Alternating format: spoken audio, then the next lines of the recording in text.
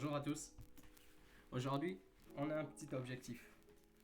Passer de la complexité linéaire à la complexité constante, donc une complexité plus efficiente au niveau de la vitesse. On va se spécialiser ou se focaliser aujourd'hui sur la complexité temporelle et non la complexité spatiale. Bon, on va dire qu'en informatique, il y a deux grands types de complexité. Temporelle, comme je viens de dire, et spatiale. Spatiale qui a un rapport avec la RAM.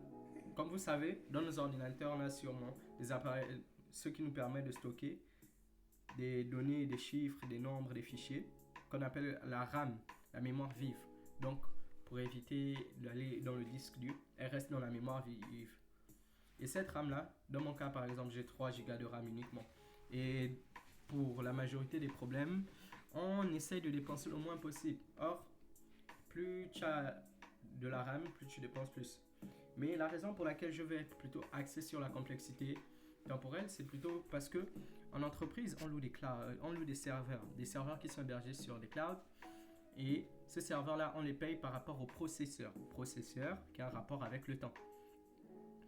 Pourquoi? Bon, c'est un peu plus profond, je ne vais pas me détailler sur ça, mais on va dire que par rapport à la capacité, on veut majoritairement éviter de passer beaucoup de temps de calcul juste sur un seul algorithme.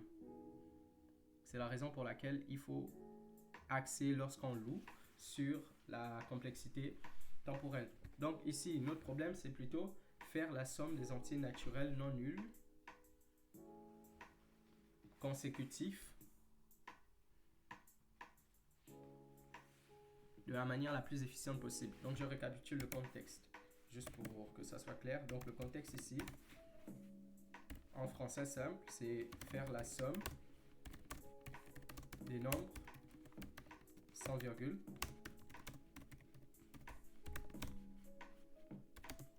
commençant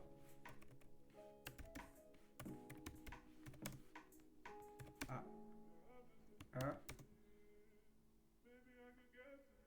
positif et qui se suivent. Bon, j'espère ne pas avoir fait d'erreurs d'orthographe, peut-être des erreurs de syntaxe au niveau des virgules et compagnie. Donc contexte, faire la somme des nombres sans virgule, commençant à 1, positif et qui se suivent. Donc on a un autre contexte ici. Ok, le contexte est ciblé. Il y a deux méthodes.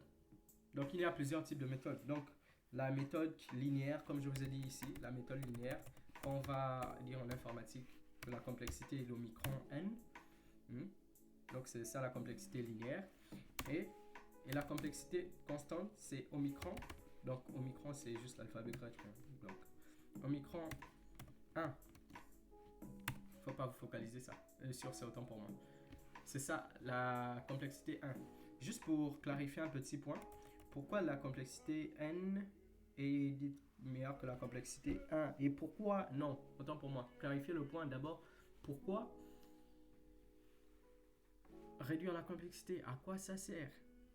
Bon, on va faire juste une comparaison pour nous, par rapport à nous en tant qu'être humain. Si je vous dis de faire la somme de 1, plus 2, plus 3, plus 4, plus 6,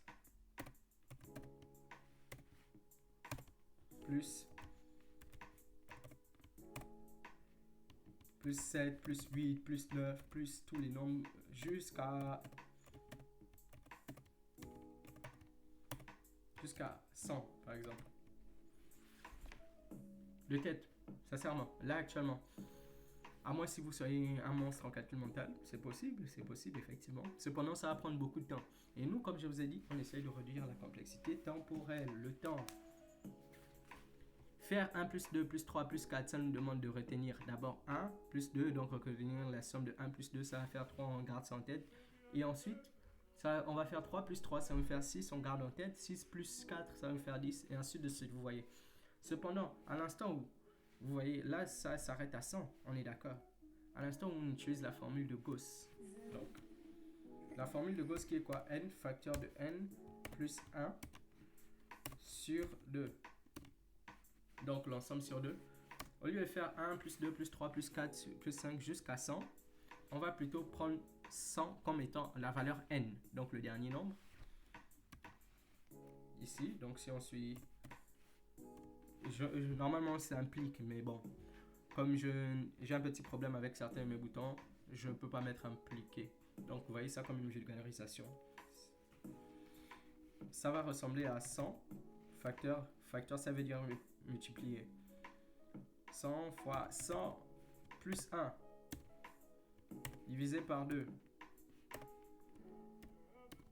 Donc normalement déjà là, grâce à la formule, beaucoup de choses sont simplifiées. Vous n'aurez pas à mémoriser à chaque fois la somme petit à petit. Donc gardez en tête 1 plus 2 plus 3 et compagnie. Ensuite, faire la somme de tous les éléments. Donc vous allez devoir commencer du début jusqu'à la fin. C'est fatigant, c'est long. Or, l'ordinateur est comme nous. L'objectif, c'est de faciliter le calcul pour avoir plus de ressources, pour pouvoir utiliser plus. Donc, à l'instant où nous donnons une formule à l'ordinateur, ça nous facilite les calculs. Il a un cas général, il sait comment il va faire.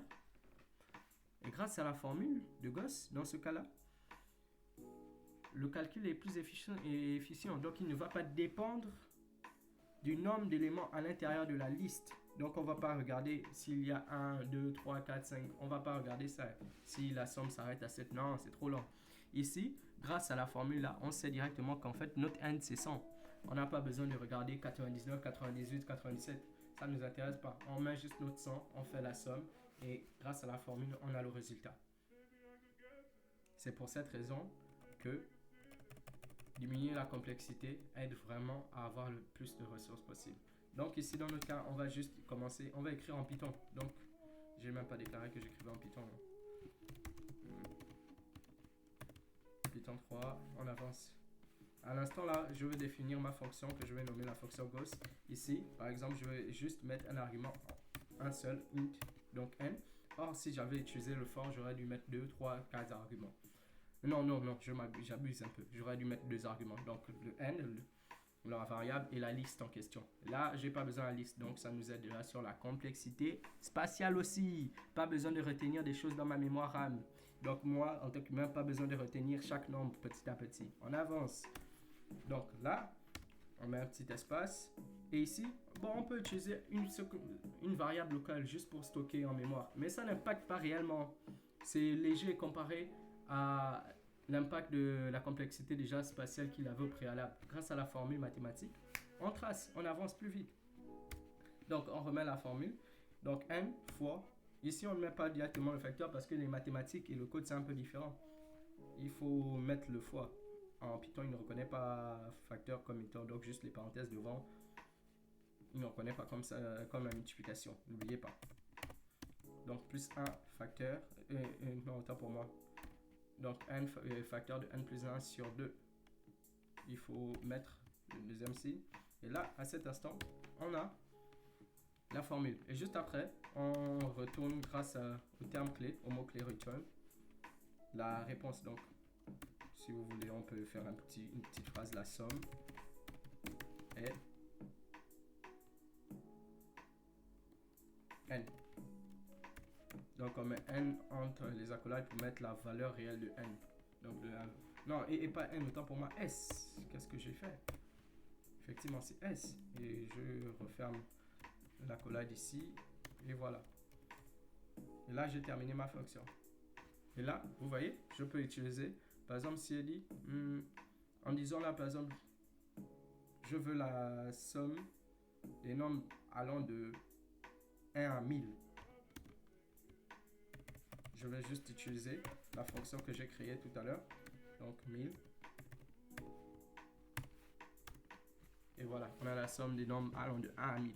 Après ça, vous voyez, vous pouvez tout simplement utiliser cette somme. Si le nombre, la somme, donc la liste, autant pour moi, ne commence par 1, il faudra juste adapter la formule au cas précis, donc la modéliser. Il y a beaucoup de choses qui utilisent cette formule. Cette formule est essentielle, est intéressante. Juste pour vous dire qu'en fait, à l'instant où vous généralisez, les choses partent beaucoup plus vite. Mais après, c'est pas souvent facile de généraliser, il faut tester. Et en mathématiques, vous pouvez tester vos formules grâce à la démonstration par récurrence au cas où. Et si vous voulez même, on peut aussi écrire en JavaScript. Mais je ferai ça dans une autre vidéo. Et si vous avez des questions, n'hésitez pas à les mettre en commentaire. Si vous voulez que j'approfondisse plus de choses, n'hésitez pas aussi. Sur ce, je vous dis à un jour meilleur. Et on se revoit pour une prochaine vidéo.